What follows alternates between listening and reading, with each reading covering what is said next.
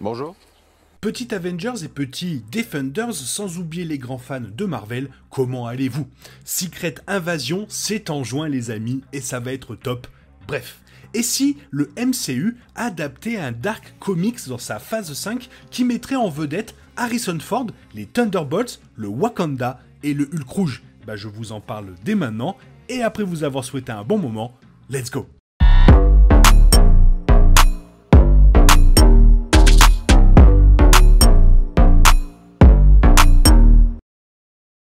L'univers cinématographique Marvel est sur le point de changer pour toujours en adaptant un scénario sombre caractéristique des bandes dessinées. Alors que la saga du multivers avance avec la phase 5 et Ant-Man 3, la franchise se dirige vers un nouvel événement final massif avec les films Avengers. Cependant, alors que le MCU vise à conclure la saga du multivers, une histoire plus terre-à-terre s'est installée en arrière-plan et sur le point de passer à la vitesse supérieure au cours de la phase 5. Si les indications récentes sont correctes, cette histoire pourrait être une adaptation légèrement modifiée d'un événement emblématique de l'histoire de Marvel Comics.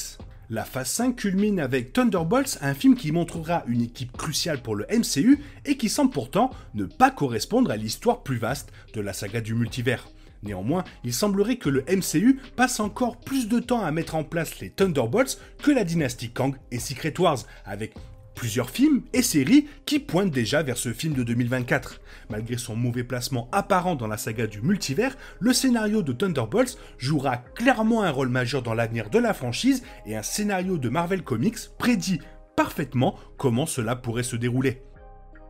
L'introduction des Thunderbolts laisse entendre que la plus grande histoire de bande dessinée de Norman Osborn, Dark Reign, pourrait arriver dans le MCU, bien qu'avec un personnage différent à sa tête. Dans Marvel Comics, Norman Osborn devient le nouveau directeur du SHIELD suite à l'invasion des Skrulls. Il utilise la peur monumentale du public pour consolider son pouvoir et parvient même à remplacer les Avengers par son équipe de Thunderbolts, qui devient plus tard connue sous le nom de Dark Avengers.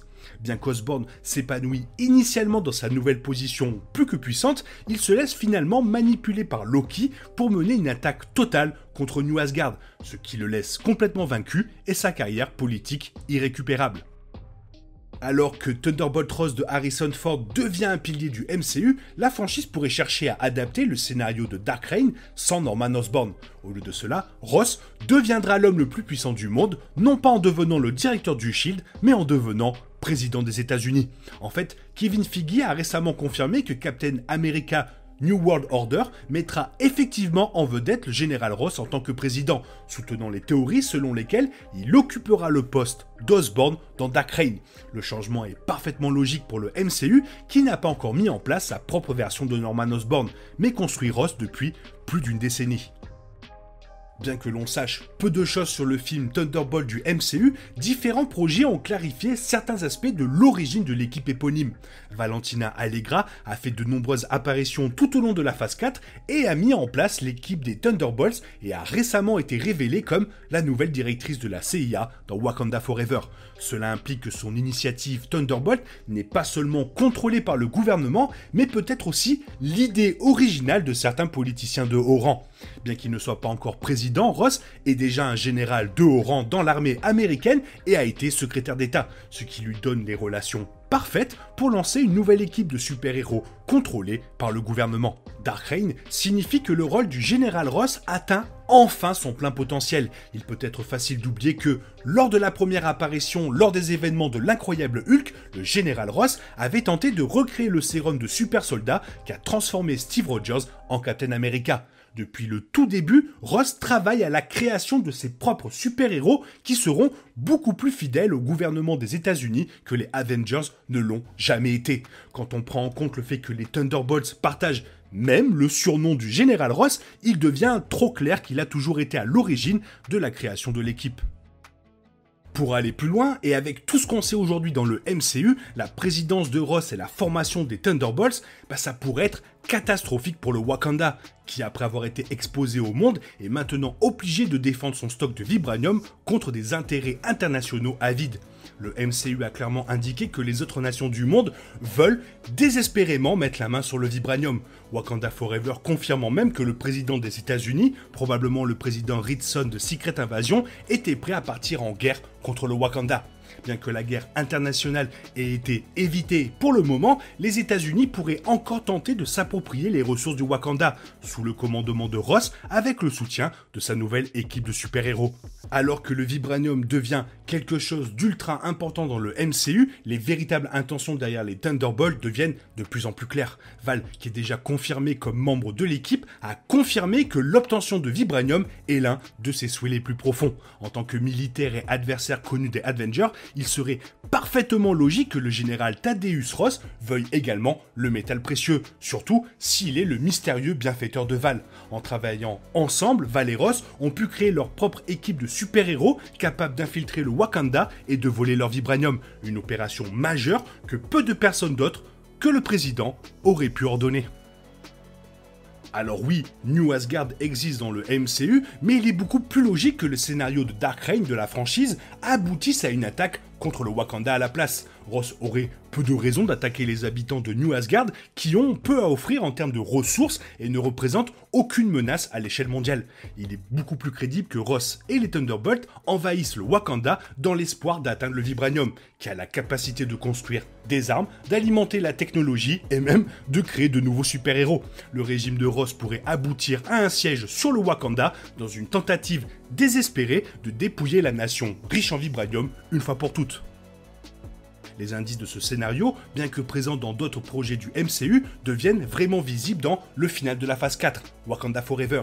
Bien que Ross lui-même ne soit pas présent dans le film, la suite explore la détérioration des relations entre le Wakanda et les États-Unis, dans une intrigue secondaire qui, selon certains critiques, ne correspondait pas au reste du film. Wakanda Forever laisse entendre à quel point le régime de Ross pourrait être catastrophique pour l'ensemble du MCU. Le scénario de Dark Reign du MCU commence vraiment avec Secret Invasion qui peut mettre en place les Thunderbolts en remplacement des Avengers. C'est dans le final de l'événement de la bande dessinée du même nom de 2008 que Norman Osborn commence à consolider son pouvoir, s'attribuant une grande partie du crédit pour avoir repoussé l'armée Skrull. Si la série Disney+ suit un chemin similaire, le général Ross et Val pourraient trouver un moyen similaire de s'ériger en sauveur de l'humanité à la suite de l'invasion des Skrulls, en utilisant leur nouvelle popularité comme plateforme pour présenter leur nouvelle équipe de super-héros comme alternative aux Avengers, qui n'ont pas réussi à détourner l'invasion extraterrestre. Le plan Thunderbolts du général Ross commence vraiment à prendre forme dans New World Order et Thunderbolts, qui se présentent comme des sorties en salle consécutives en 2024.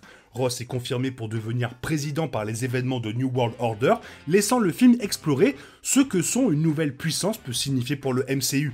Les indications selon lesquelles Sam Wilson sera en désaccord avec le président Ross suggèrent que sa position sur les Avengers ne sera pas favorable, jouant sur l'idée qu'il a formé une nouvelle équipe pour prendre leur place. Ces véritables intentions derrière la création des Thunderbolts peuvent être expliquées dans leur premier film, confirmant que leur mission principale est d'obtenir le vibranium du Wakanda. Si le général Ross et les Thunderbolts réussissent à voler le vibranium du Wakanda, les conséquences pourraient se dérouler au cours de plusieurs projets, dont le film solo de War Machine, Armor Wars. On dit que le film de la phase 6 suivra Rhodes alors qu'il combat les méchants avec de la technologie Stark volée, mais pourrait également faire face aux retombées de la guerre de Ross contre le Wakanda, ce qui pourrait laisser de nombreuses armes vibranium sur le marché libre. Il pourrait même se trouver sur le point de prendre le poste du général Ross après sa destitution, remplaçant même potentiellement le président en disgrâce. Cela ferait suite à la carrière politique de Rhodes dans les bandes dessinées, dans laquelle il remplit un mandat en tant que vice-président. Puis, la transformation en Hulk rouge du général Ross peut encore jouer un rôle clé dans son scénario du MCU, en particulier compte tenu de la direction de l'événement Dark Reign dans Marvel Comics. Alors qu'Osborn continue de prendre le contrôle de l'univers Marvel tout au long de ce scénario dans la bande dessinée de 2009, il devient de plus en plus clair que son personnage du Bouffon Vert commence à réapparaître. Osborn supprime sa personnalité alternative, mais finit par succomber à son pouvoir lors de son siège sur New Asgard, marquant officiellement sa chute de grâce. Semblable à la façon dont le Bouffon Vert a provoqué la chute de Norman Osborn, le Hulk rouge pourrait être responsable de l'orchestration de la défaite du général Ross dans le MCU. Il est fort possible que Thunderbolt Ross soit déjà secrètement le Hulk rouge dans le MCU, sa récente apparition dans Black Widow, qui a marqué la dernière représentation du personnage par William Hurt, a indiqué qu'il était au milieu de graves problèmes de santé, ayant manifestement subi une deuxième crise cardiaque après les événements de Civil War. Ces problèmes de santé étaient un sujet de grande peur pour Ross, ce qui l'a peut-être amené à expérimenter sur lui-même le même sérum de super soldat bâclé qui a créé Hulk et l'Abomination. En tant que tel, sa transformation en Hulk rouge s'est peut-être déjà produite hors écran alors que Ross cherchait désespérément à sauver sa propre vie. Et tout comme dans les bandes dessinées, qui gardaient initialement secrète l'identité du Hulk rouge, Ross voudrait cacher sa transformation au public, surtout après devenu président des États-Unis. Le public ne pourrait jamais apprendre la transformation de Ross, même si son association Thunderbolt est de notoriété publique. Les Hulk sont tout simplement trop instables et imprévisibles pour que le grand public puisse faire confiance au poste de direction. Et si l'histoire des comics du Hulk rouge est quelque chose à voir, il n'y a pas d'exception. La révélation que Ross est un Hulk ne feront qu'entraîner sa chute, mettant fin à l'adaptation par l'univers cinématographique Marvel du scénario de Dark Reign. Voilà, c'est une forte possibilité que le MCU pourrait adapter. Toi, qu'est-ce que t'en penses? Fais-moi part de ton avis dans la zone commentaire. Sinon, il est temps pour toi de reprendre le cours normal de ta vie et on se retrouve demain pour une nouvelle vidéo. Bisous bisous, bye bye.